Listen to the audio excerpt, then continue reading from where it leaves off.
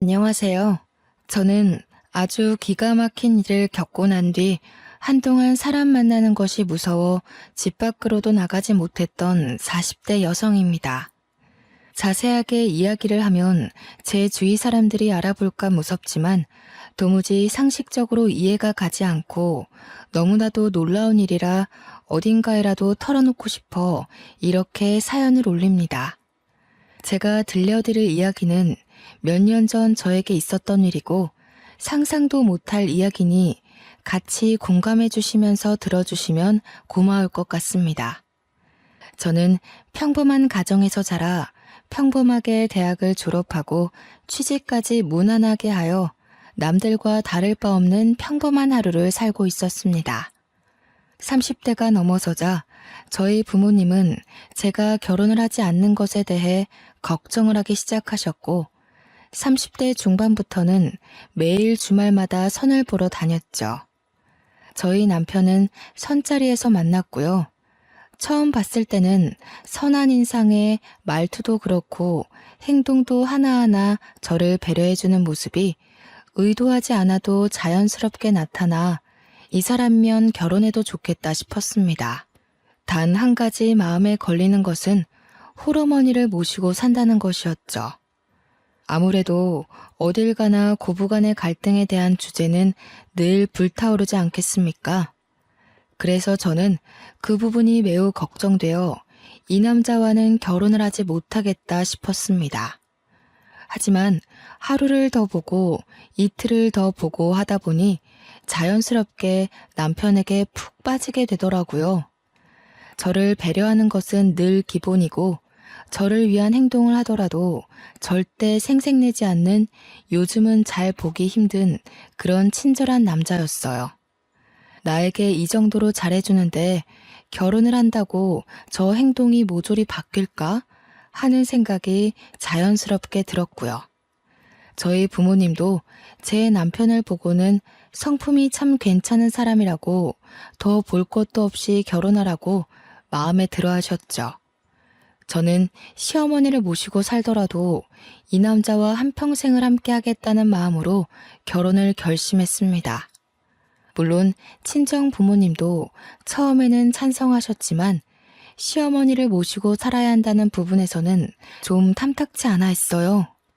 남편은 2배, 3배 훨씬 더 잘하고 저를 아끼고 사랑해주겠다고 부모님께 서약까지 했습니다. 그렇게 조용조용한 시어머니와 저희 부모님의 상견례가 끝나고 일사천리로 결혼까지 진행이 되었습니다. 나이가 나이인지라 허례허식 없이 아주 빠르고 간략하게 결혼까지 마치게 되었고 저는 조금 두려웠던 시어머니와 합가를 하여 살게 되었습니다. 아가, 아무래도 너희 부부가 아이라도 낳게 되면 그때 다시 합치는 게 낫지 않겠니? 내가 우리 아들의 욕심 때문에 너희와 함께 산다지만 신혼부부와 함께 살자니 내가 영 편치가 않구나. 시어머니는 합가를 하자마자 제 눈치를 보시며 따로 살겠다고 하셨어요. 알고 보니 남편이 하나뿐인 시어머니가 넉넉지 않은 형편에 너무나도 많은 고생을 하셔서 말년이라도 편하게 지냈으면 하는 마음에 분가를 하지 않은 것이었어요. 남편은 제게 2번, 3번 약속했습니다. 혹여라도 우리 어머니께서 당신에게 시집살이를 시킨다던가 당신과 갈등이 있다면 그땐 바로 분가할게. 하지만 나를 한번 믿어보고 우리 어머니께 벽 없이 딱 한 번만 다가와줘. 저는 남편의 약속을 믿었고 남편 말대로 어머니께 허물없이 다가가 보기로 했습니다. 아직 시작도 안 한 시집살이에 미리 겁먹을 필요는 없으니까요. 하지만 제가 겁을 먹은 것이 아주 멍청한 행동이었다는 걸 증명하듯 시어머니께서는 정말 제 손에 물 한 방울 안 묻게 해주셨습니다. 저나 남편이나 둘 다 맞벌이였기 때문에 점심은 밖에서 먹는다고 쳐도 저녁만큼은 꼭 집에서 먹기로 약속하였는데 항상 퇴근하고 오면 진수성찬이 차려져 있었어요. 매번 이렇게 차리시는 게 힘들겠다 싶을 정도로 어머님의 손맛이 담긴 정성스러운 반찬이 어찌나 감동적이던지. 식사가 끝나고 제가 뒷정리라도 할라치면 시어머니께서는 제게 버럭하셨어요. 그 귀한 손을 물을 왜 묻혀? 그렇게 쓰는 손 아니다, 아가야. 내가 아직 정정하니 집안 살림은 내가 하게 해주련? 그래도요, 어머님, 설거지 정도는 제가 할 수 있는걸요. 바깥일 하고 와서 무슨 설거지를 한다고 그래. 우리 아들이 하면 모를까. 우리 아가는 들어가서 씻고 얼른 누워 자. 내일 아침에도 출근해야 하는데, 응? 가서 쉬어, 어서.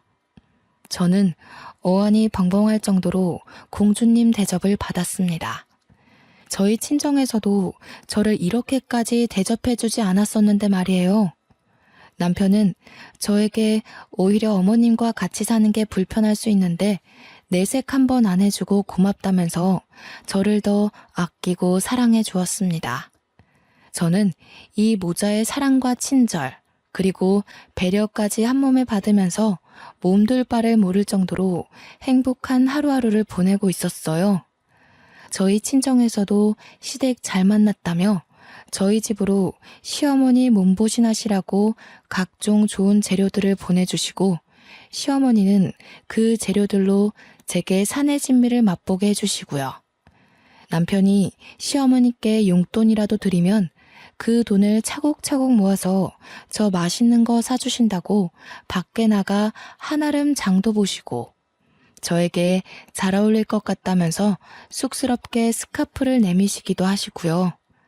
정말 고부간의 갈등을 걱정했던 제가 죄송스러울 정도로 저를 아껴주셨습니다. 빨래며 청소며 주말에 쉬는 날 하려고 하면 이미 다 깨끗하게 정리되어 있어 건드릴 필요가 전혀 없었고요. 오히려 제가 뭔가를 자꾸 손대려고 하니까 시어머니께서 평일에 모든 정리를 다 해놓으시고는 주말에는 같이 놀러 가자고 하시더라고요. 저희 부부 아니면 어머니 혼자 어디 가기가 불편하시니까 오히려 그게 낫겠다 싶어서 효도하는 마음으로 매주 주말 어머님과 함께 데이트를 했습니다. 오히려 남편과 둘이 나갈 때보다 더 즐겁고 행복한 시간이지 않았나 싶어요. 어머님과 함께 그때 더 많은 추억을 남겨놓을 걸 하는 생각이 들기도 하고요.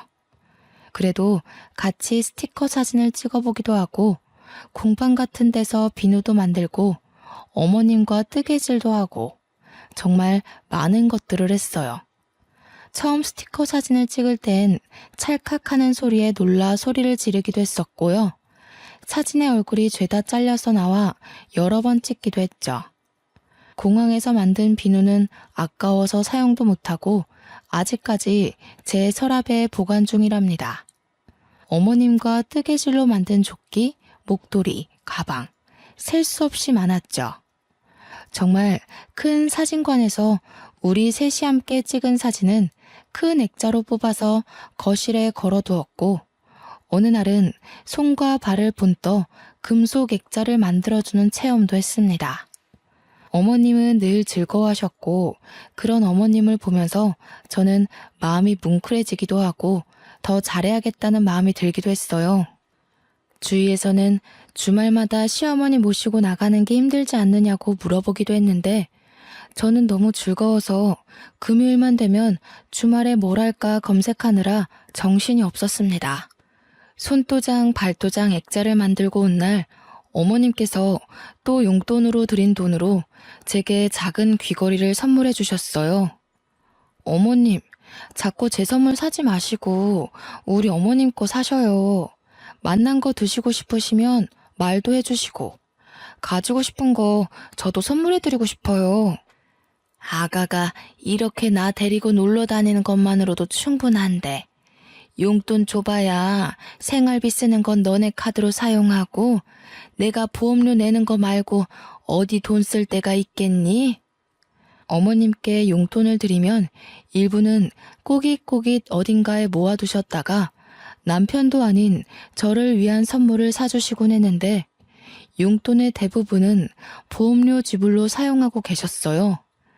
처음에는 무슨 보험이 13개나 있어서 너무 놀라 보험 사기라도 당한 건 아닌지 걱정을 하기도 했습니다. 알고 보니 어머님께서 보장 내역을 하나하나 살펴보시고 가입하신 거였어요. 내가 늘 입버릇처럼 말하지만 내가 죽으면 건물이라도 하나 상속해줘야 우리 자식들이 편한데 내가 가진 게 없어서 나 혼자의 몸으로 아들 하나 키워보니 돈이 얼마나 중요한지 뼛속까지 새겨지더라 아가야. 내가 죽어서 큰 돈이라도 남겨줘야 속이 시원하니 절대 내 보험만큼은 해지 말고 냅두거라. 시어머니의 마음이 너무나도 짠해 저는 절대 보험만큼은 건드리지 않기로 했죠.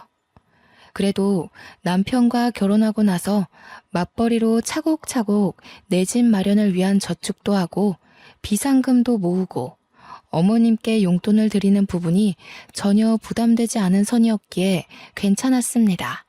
직장 생활이라는 게 늘 고정급이 들어오니 어찌 보면 사업보다 훨씬 낫지 않겠어요? 안정적인 수업이 있다는 게 우리 가정에겐 참 행복이었습니다. 제가 딱 2개, 저희 시어머니와 살면서 불편했던 게 있다면 첫째는 알레르기 때문에 회를 전혀 드시지 못한다는 것. 저는 어릴 때부터 횟집 사장님과 결혼할 거라고 외쳤던 날생선 킬러였는데 어머님께서 알러지가 있어 날생선을 전혀 드실 수 없었습니다. 그래서 회사에서 점심때 초밥이나 회덮밥 정도 먹는 걸로 제 마음을 달래야 했죠. 결혼하고 딱 2번 남편이 어머님께 말씀드려 코스 요리로 회 요리를 먹으러 갔었네요. 그때도 어찌나 죄송하던지 어머님께 우동이나 덮밥 같은 다른 요리라도 드시면 되니까 같이 가자 했는데 둘이 데이트하라고 보내주시더라고요. 커피를 사서 집으로 돌아오는데도 마음이 편치 않았던 터라 제가 그냥 회를 덜 먹는 걸로 결심했죠. 내가 얼마나 놀랐었는지. 그날이 군대 복귀하는 날이었거든. 그전까진 우리 형편이 좋지 못해서 회를 먹으러 간다는 생각을 못했던 거지. 내가 군대 선임이랑 한번 횟집 가서 광어회를 먹었는데 너무 맛이 좋은 거야. 그래서 휴가 나가면 어머님을 꼭 모시고 가야겠다 다짐을 해서 어머니와 함께 횟집에 간 거지. 자기 많이 놀랐겠네. 갑자기 어머님 알레르기 증상이 올라와서. 하필이면 복귀하는 날 점심에 그런 거였어. 같이 회를 먹고 있는데 어머니가 갑자기 목을 막 긁으면서 숨이 안 쉬어진다고 하시는 거야. 119 부르고 나는 복귀 시간 코앞이라 발 동동 구르고. 근데 우리 엄마가 쓰러지셨는데 어떡해. 영창 가도 어쩔 수 없다 하면서 병원으로 달려가 어머님 곁을 지켰지. 그래서 군대는 어떻게 됐어? 나중에 생각이 났지. 병원에서 부대로 전화를 걸었지. 부대는 다 뒤집어졌다는 거야. 내가 탈영한 줄 알고. 나 잡으러 헌병 출동한다 그러고. 다행히 어머님 아픈 거랑 다 병원 기록으로 증명이 되어서 호되게 혼나고 몰래 덮어주셨어. 남편은 그 뒤로도 회가 싫다고 했지만 또 저를 위해서는 같이 자리를 지켜주며 잘 먹어주었습니다. 이런 배려를 보여주는 내 사랑스러운 가족들을 어떻게 싫어할 수 있을까요? 저도 마음이 활짝 열리자 어머님도 저를 더 아끼고 사랑해 주셨죠. 하지만 또 한 가지 어머님에겐 절대 남이 건드려서는 안 되는 것이 있었습니다. 그게 제가 불편했던 2번째 이유인데요. 바로 애착 이불이 없으면 잠을 못 주무신다는 것이었습니다. 아가야, 내 이불 못 봤니? 그거 너무 때 같아서 빨래하려고 세탁기에 넣어뒀어요. 안 된다. 그거 절대 빠는 거 아니야. 아가, 제발 내가 부탁했잖니. 다른 건 몰라도 내 이불만큼은 절대 건드리면 안 된다고 내가 그렇게 말을 했는데. 죄송해요, 어머님. 제가 깨끗하게 빨아드리려고 잘해보려고 한 건데. 다른 건 다 가져가도 좋고 버려도 좋은데 저 이불만큼은 절대 건드리면 안 된다. 알겠어? 저거는 내가 죽어서도 나랑 같이 묻어줘야 하는 내 귀중품이야. 저는 어머님의 화내는 모습을 처음 봐서 너무 놀라웠고 마음이 쿵 내려앉는 것 같았죠. 생전 저에게 화 한 번 낸 적 없던 어머님이셨는데 애착이불과 관련해서는 항상 저에게 히스테릭한 모습을 보여주셨어요. 여행을 갈 때는 당연하고 어딜 가더라도 잠이 들 땐 꼭 애착이불을 늘 품에 지니고 계셨습니다. 저는 솔직히 너무 너덜너덜하고 꼬질꼬질한 더러운 애착이불을 깨끗하게 한번 삶기라도 했으면 했지만 제가 이런 소리를 하면 어머님께서 버럭하셨기 때문에 결국 포기했어요. 아가야, 내가 늙어서 그런지 아주 머리털이 몽땅 다 빠지려나 보다. 내 이불에도 머리카락이 얼마나 붙던지. 이러다가 대머리 되면 어쩌지? 어머님, 제가 탈모 샴푸라도 하나 가져다 놓을게요. 저는 어머님께서 이불에 머리카락이 붙는다고 하셔서 애착 이불에다가 돌돌이라도 돌려 머리카락만 정리를 해드려야겠다 싶었습니다. 어머님 이불을 가져와 열심히 머리카락을 정리하고 있는데 어머님께서 불같이 달려와 이불을 빼앗더라고요. 저는 조금 황당하기도 하고 너무나도 서운한 마음이 들었죠. 어머니, 빨래 하려던 거 아니고 그냥 붙어있는 머리카락만 정리해드리려고 했어요. 아가, 마음은 잘 알겠는데 내가 이불이 없으면 불안해서 그래. 내가 정리할 테니 내 이불에는 신경 쓰지 말거라. 알겠지? 저는 그 뒤로 눈에 보여도 이불에는 신경 안 쓰기로 굳게 다짐했죠. 죽어서도 꼭 같이 묻어달라고 하시는데 제가 뭘 더 어떻게 할 수 있겠어요? 그렇게 서로의 불편함은 건드리지 않고 하루하루를 살다 보니 너무나도 감사하게 저에게 새 생명이 찾아왔습니다. 같이 산부인과에 가서 아가의 첫 심장 소리를 들었을 때 남편과 시어머니는 눈물을 줄줄 흘릴 정도로 감동을 했죠. 우리 아가가 이렇게 효도를 하는구나. 새 생명이라니. 나에게 손주가 찾아오다니. 우리 아가 절대로 몸 조심해야 되니까 앞으로는 집에서도 누워만 있거라. 응? 그래. 회사도 휴직을 하던지 그만두던지 하자.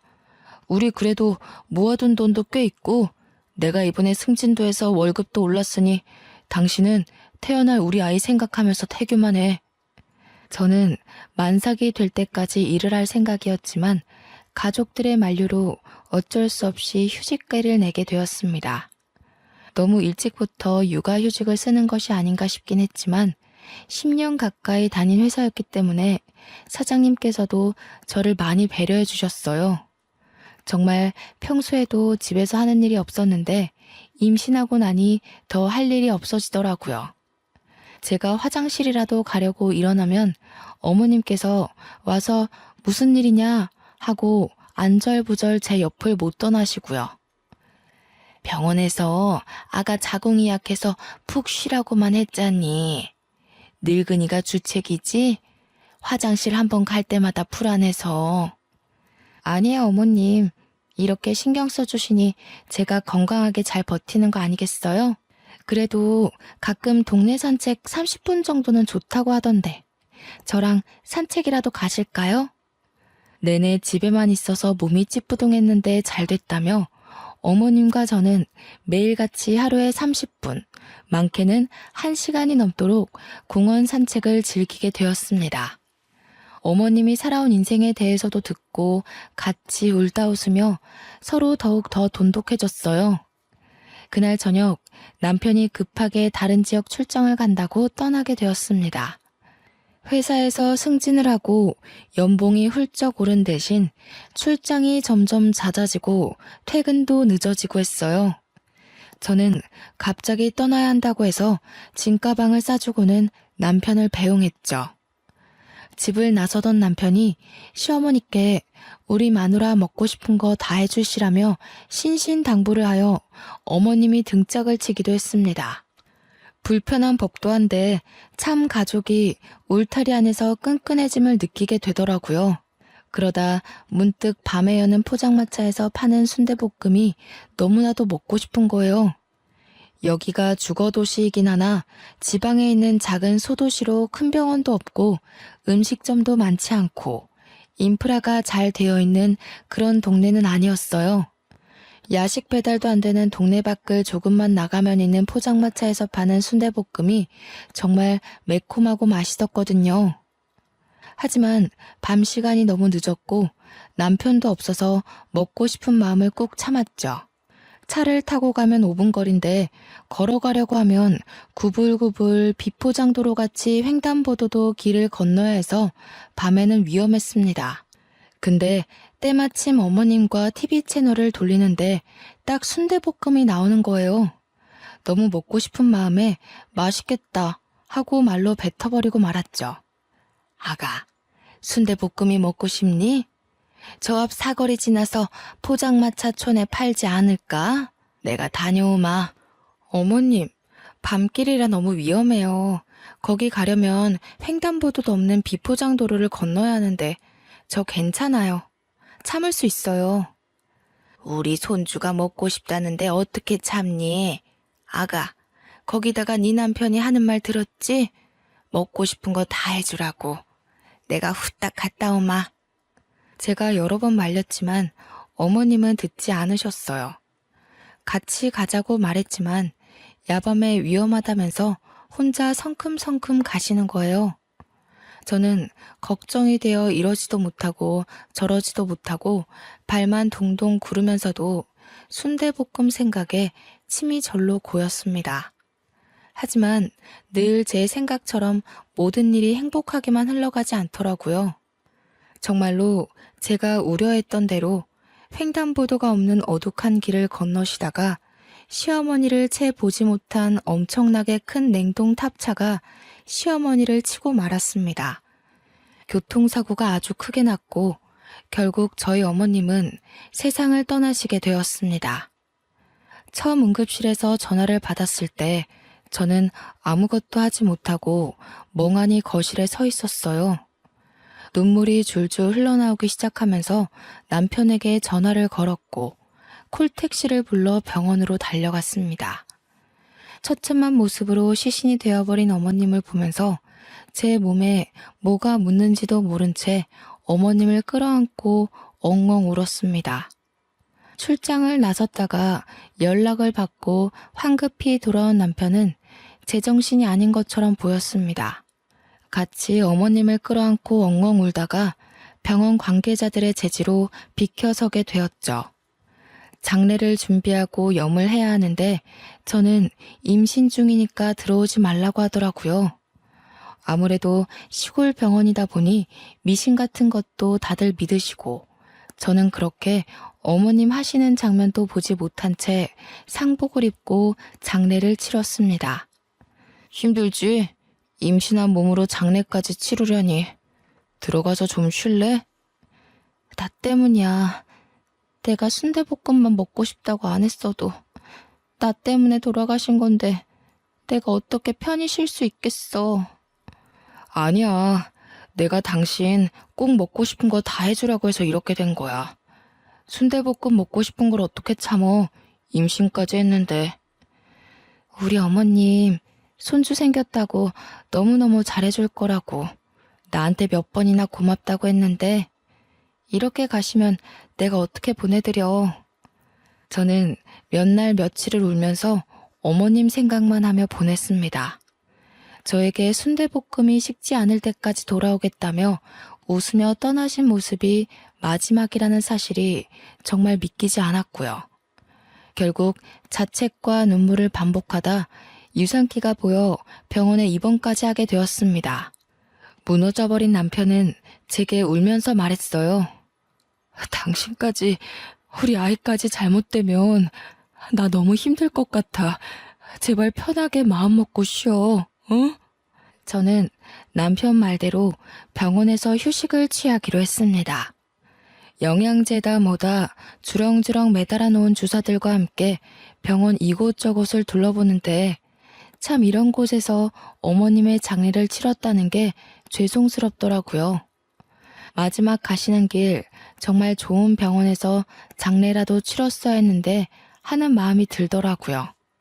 남편도 마음이 많이 힘들 텐데 오히려 저를 위로해주고 저희는 서로를 의지하며 그렇게 버텨냈고 저는 일주일 만에 퇴원을 하게 되었습니다. 집에 돌아와 어머님의 유품을 정리하는데 도무지 이불 만큼은 버릴 수가 없겠더라고요. 어머님께서 꼭 이불도 같이 묻어달라고 하셨었는데 차마 어머님의 흔적이 가장 진하게 묻은 이불을 같이 보낼 수 없더라고요. 같이 보낼 수 없었어요. 제가 너무나도 사랑했고 그리워하는 어머님이기 때문에 제 이기심에 이불만큼은 제가 꼭 끌어안고 있었죠. 보자기에 곱게 싸서 제가 언제든 그리울 때마다 꺼내보려고 장롱 속에 넣어두었습니다. 그렇게 정신없이 하루 이틀을 보내고 있는데 보험회사에서 연락이 막 오더라고요. 어머님께서 살아생전 들어놓으셨던 생명보험들에서 사망신고가 접수되었으니 보험금을 수령하라는 연락이었어요.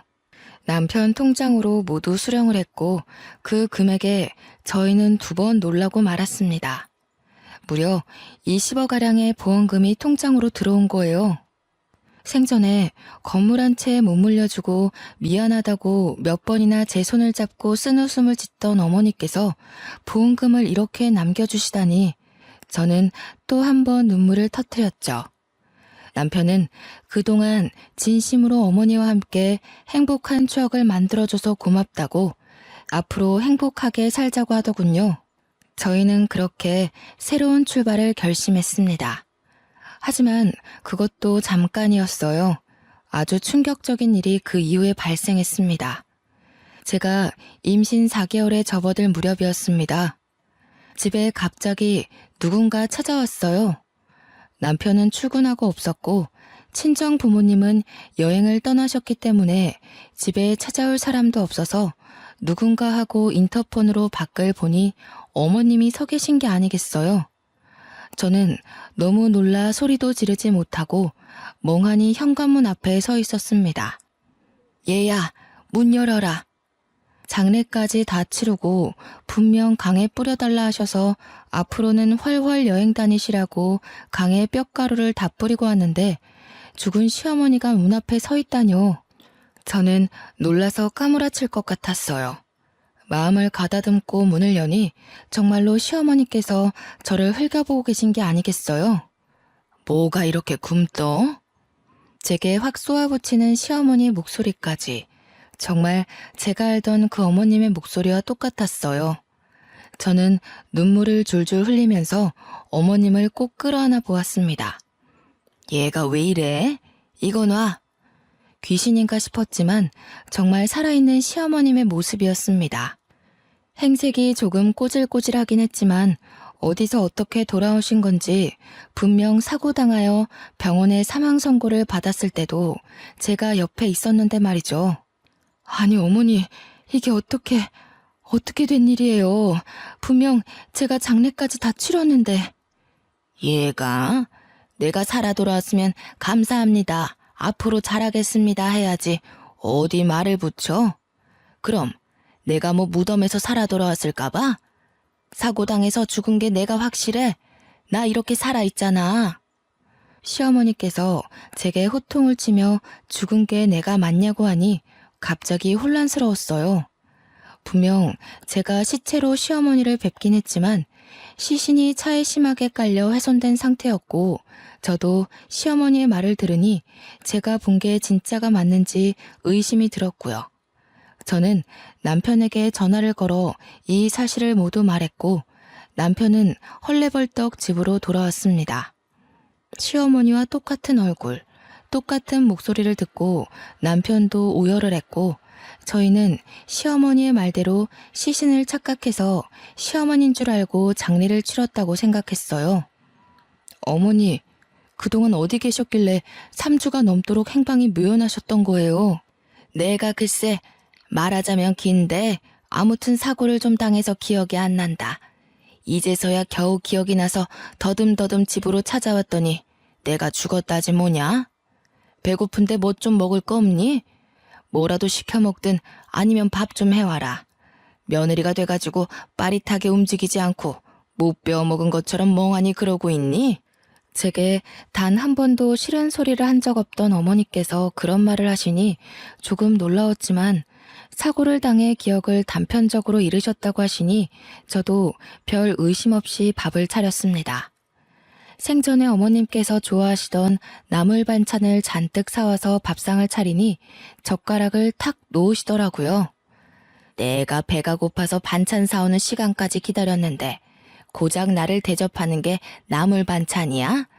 어디 회라도 떠오는 줄 알고 기다렸더니 안 먹어. 저는 회를 찾는 시어머니에게 의문이 들었지만 3주 만에 다시 찾아오신 건데 고기라도 내어드렸어야 했다고 생각하면서 죄송하다고 했죠. 그 뒤로 저는 임신해서 점점 배가 불러오는 몸으로 어머님을 극진히 대접했습니다. 저에게 단 한 번도 시킨 적 없었던 속옷 빨래도 직접 하고 어머님 잠자리에 드실 자리끼까지 손수 준비했죠. 어머님은 당연하다는 듯 저의 대접을 받으셨지만 제가 임신 7개월쯤 되었을 때 저는 점점 의심이 들었습니다. 여보, 아무리 생각해도 이상해. 당신은 이상한 부분이 없어? 나도 조금 의심이 들던 참이야. 지난번에 횟감 떠왔더니 아무렇지 않게 드시는 거 봤지? 우리 어머니 알러지 때문에 생선 회를 드시지 못한 분이셨어. 그것뿐만이 아니야. 내가 내 입으로 말하기 부끄럽지만 같이 살면서 단 한 번도 내게 일을 시키신 적 없던 어머니셨어. 근데 지금은 물까지 내가 떠다 드려야 돼. 임신한 몸이라고 움직이는 것도 조심해야 된다고 하셨던 분이 잡일까지 다 나를 시키시고 거기다가 늘 그랬듯 산책을 가자고 하니 놓친 내 무릎 생각은 안 하냐고 내게 소리까지 지르셨어. 혹시 어머니께서 이불은 안 찾으셨어? 그게 제일 수상해. 이불만큼은 내게 건드리지도 못하게 하고 그거 없으면 잠도 못 주무셨잖아. 근데 이불 이야기를 단 한 번도 꺼내지 않으셨어. 나도 일부러 이불 이야기를 안 했고 아무리 생각해도 모습은 우리 어머니가 맞는데 우리 어머니가 아닌 것 같아. 사고를 당했다고 하시는데 아무리 봐도 그런 후유증이나 흔적도 없고 사고를 당했다고 체질이 바뀌는 건 아니잖아.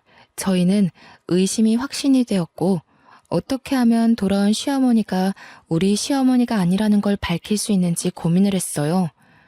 아니라고 하기엔 너무나도 똑같은 얼굴, 똑같은 목소리.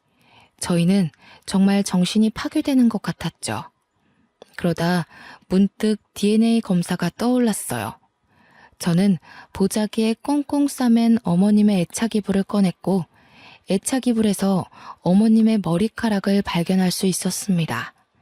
남편과 저는 이불에서 찾은 머리카락과 돌아온 어머님의 칫솔이며 떨어진 머리카락 등을 주어 유전자 검사 기관에 의뢰를 했습니다. 일주일 정도 걸린다는 말에 어찌나 피가 마르던지 정말 상상도 못할 긴장감에 손발이 차게 식는 기분이었습니다. 일주일 뒤 기관에서 연락이 왔고 저와 남편은 한달음에 달려갔어요. 그곳에서 정말 충격적인 결과를 받았습니다. 99.9% 일치한다는 결과였어요. 유전자가 일치한다니 그 말은 즉슨 저희 시어머니가 맞다는 이야기가 아니겠어요? 저와 남편은 정말 이 사태를 어떻게 받아들여야 할지 정신이 나가버렸습니다. 하지만 유전자까지 일치하는 마당에 가짜라고 의심할 수도 없는 상황이었습니다. 저는 점점 불러오는 배를 움켜쥐고 어머니의 수발을 더욱 열심히 들었습니다. 빨래할 때 내 거는 과일향 말고 시원한 냄새가 나는 세제를 쓰라고 했잖아. 그거 하나 못하니? 어머니, 원래 과일향 나는 세제를 좋아하셔서 비누도 그렇고 전부 과일향으로 사용하셨잖아요. 그건 그때고 지금은 지금이지. 그리고 반찬이 왜 이렇게 부실해? 매일 밥상에 고기는 꼭 올라가야 하는 건 몰라? 우리 아들 이렇게 고기도 못 먹고 지내는 거니? 너네 돈이 없어? 어머니 원래 나물 반찬만 드셨잖아요. 그리고 그이도 저녁에 고기 먹으면 속이 부대낀다고 잘 안 먹고요. 따박따박 말 대답하는 것 좀 봐. 너네 친정에서 그렇게 가르치디? 항상 우리 친정 부모님께 감사하다고 인사하시던 시어머니의 모습은 온데간데 없고 친정을 운운하며 저를 혼내는 어머니를 보면서 너무나도 서글펐어요. 도무지 어떤 사고가 났길래 사람이 저렇게까지 변할 수 있나 무섭기까지 했죠. 어머니, 도대체 그날 순대볶음 사러 간 날 어떤 사고를 당하셨길래 이렇게까지 성격이 바뀌신 거예요? 뭐야, 지금 내 성격이 더럽다는 거야? 너 지금 나한테 욕하는 거니? 어? 저는 점점 마음의 문을 닫고 어머님과 대화하는 시간을 줄였습니다. 이게 바로 처음에 고민했던 고부간의 갈등인가 싶기도 했고요. 그러던 어느 날 남편과 어머님과 저 셋이 근교에 밥이라도 함께 하러 나갔는데 정말 또 한 번 의심하게 되는 발언을 어머님께서 하셨어요. 내가 사망 선고 받으면서 받은 사망보험금이 꽤 되는 걸로 알고 있다. 내가 알아보니 대충 봐도 20억은 되는 것 같던데. 나도 노후를 좀 즐기면서 살아야지 않겠니? 언제까지 이딴 시골에서 심심하게 살 수도 없고. 보험회사에 전화해보니까 이미 지급도 다 됐다고 하던데. 그거 내 몫이기도 하니까 반은 너네 줄 테니까 반은 나한테 주렴. 상식적으로 본인의 사망보험금이 얼마 나오는지 알아볼 필요가 있을까요? 어차피 죽어야지만 받는 돈인데 그걸 계산하고 있다는 게 도무지 이해가 가지 않고 납득이 되지 않았습니다. 남편과 저는 이건 아니다 싶었고 어떻게든 결정적인 증거를 찾아야겠다고 생각했습니다. 아무리 생각해도 성품이 곱고 천성이 아름다웠던 저희가 알던 시어머니가 아니었거든요. 그러다 문득 생각이 났습니다. 예전에 매주 주말마다 놀러 다니면서 공방에서 만들었던 손도장 액자가 말이죠. 손도장 액자가 정교한 금속으로 본떠 만든 거라 지문이 그대로 찍혀 있었어요. 저는 정리해둔 상자에서 어머님과 함께 만들었던 손도장 액자를 찾았고 죽이 되든 밥이 되든 어떻게든 해결을 하자고 결심했습니다. 남편과 상의 끝에 경찰을 부르기로 했습니다. 만약 지문까지 일치해서 우리 시어머니가 맞다면 정말 보험금의 반을 드리고 이제 분가하겠다고 우리의 삶을 찾자고 할 생각이었습니다. 지문이 일치하지 않아 남인 것이 밝혀지면 사기죄로 고소를 하자고 생각했고요. 결국 경찰을 집으로 부르고 그동안 있었던 모든 일을 경찰에게 말했습니다. 어머님께서 분명 사고를 당하셨고 저희가 영안실에서 시신 확인까지 마친 뒤 장례를 치렀습니다. 시신은 화장해서 강에 뿌린 탓에 유골로는 DNA 검사를 할 수 없어서 생전 어머님께서 남겨두신 물품에서 채취해 DNA 검사를 했고 요망한 기집애, 나 몰래 DNA 검사까지 했어? 어쩐지 욕실에 칫솔이 없더라니. 그래서 뭐라 그러디? 일치한다고 했겠지. 네, 맞아요. 일치한다고 떴어요. 하지만 저희가 알던 어머님의 모습과 너무 달라 어쩔 수 없이 경찰에 신고를 하게 되었습니다. 아니, 유전자까지 일치하는 마당에 내가 너희의 가족이라는 걸 이렇게까지 부정해야겠니? 키워봐야 소용도 없다더니 은혜도 모르는 것들. 어떻게 이 늙은 노모에게 이런 짓까지 하는지. 지금 말씀하시는 걸로만 추론하자면 이분이 결국 본인들 시어머니가 맞다는 이야기 아닙니까? 그래서 지문 검사를 해보려고요. 지문까지 일치하는지 알고 싶어서요. 저는 손도장을 경찰에게 넘겼고 경찰은 이 사건 자체가 아주 의문이 남는 부분이니만큼 지문 검사를 하겠다고 했습니다.